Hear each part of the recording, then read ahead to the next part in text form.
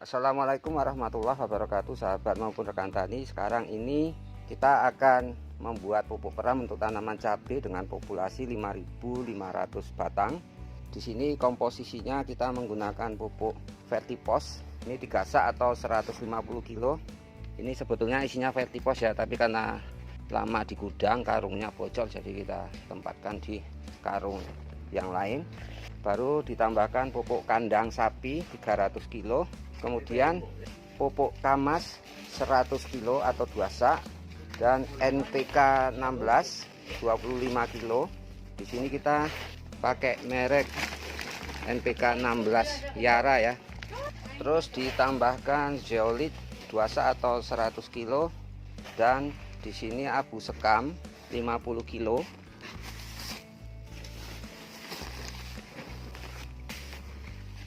Baru deterjen serbuk 2 kilo.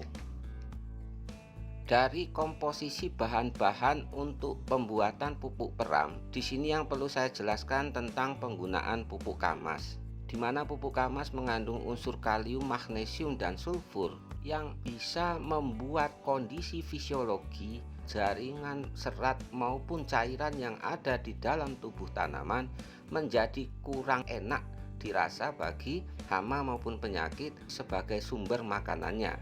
Nah, itu bahasa sederhana saya agar sahabat dan rekan tani bisa mudah untuk memahaminya.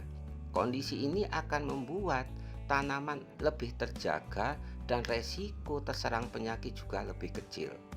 Kemudian unsur kaliumnya bisa menguatkan dinding sel dan penguatan bagian-bagian tanaman mulai dari akar, batang, dan daun, sehingga tanaman menjadi lebih kuat, keras, dan akan sulit untuk ditembus oleh patogen hama maupun penyakit.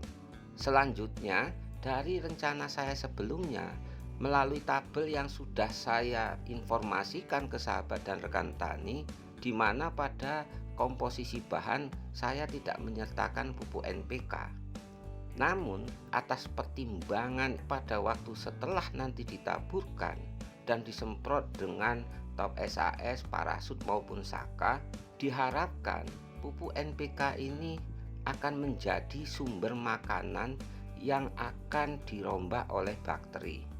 Kemudian, pada proses perombakan dan penguraian tersebut akan terjadi proses kimiawi nitrifikasi, di mana pada tahapan proses nitrifikasi atau penguraian nitrogen mineral menjadi nitrogen yang tersedia untuk tanaman akan berimbas pada kenaikan suhu yang ada di bedengan, karena pada waktu itu bedengan sudah kita tutup mulsa, sehingga proses tersebut akan menghasilkan energi panas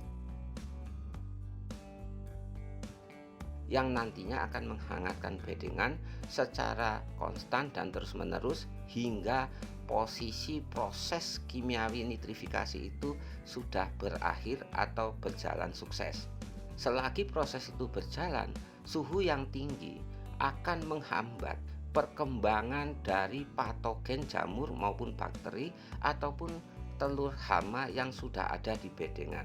Karena dengan suhu yang relatif hangat dan berjalan secara terus-menerus, layaknya dikukus atau diungkep di dalam tanah, akan melemahkan bibit-bibit patogen hama maupun penyakit. Selain itu, pada proses tersebut dipastikan juga akan terjadi oksidasi reduksi. Dengan kondisi tersebut akan menstabilkan kondisi bedengan, terutama dalam hal penstabilan pH, dan akan membuat banyak faktor yang bisa menyuburkan tanah secara fisik, baik porositas maupun ketersediaan udara, baik oksigen dan karbon dioksida di dalam bedengan yang sudah ditutup mulsa.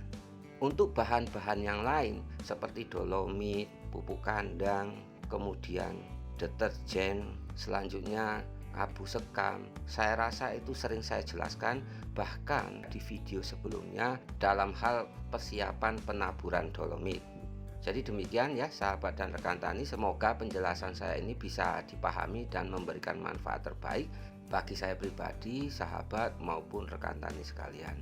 Saya Budiarto dari Situbondo, Jawa Timur, bersama SAS Jayalah Petani Indonesia. Barakallahu fikum. Wassalamualaikum warahmatullahi wabarakatuh.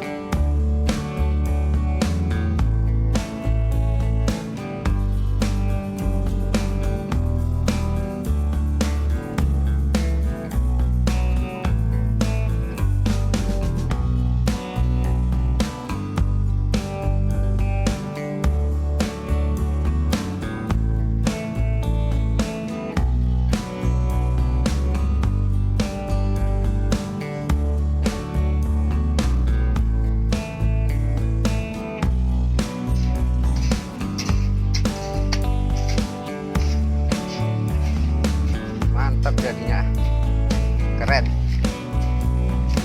Apa? Iya, pas nih. Naburnya pun enak nih.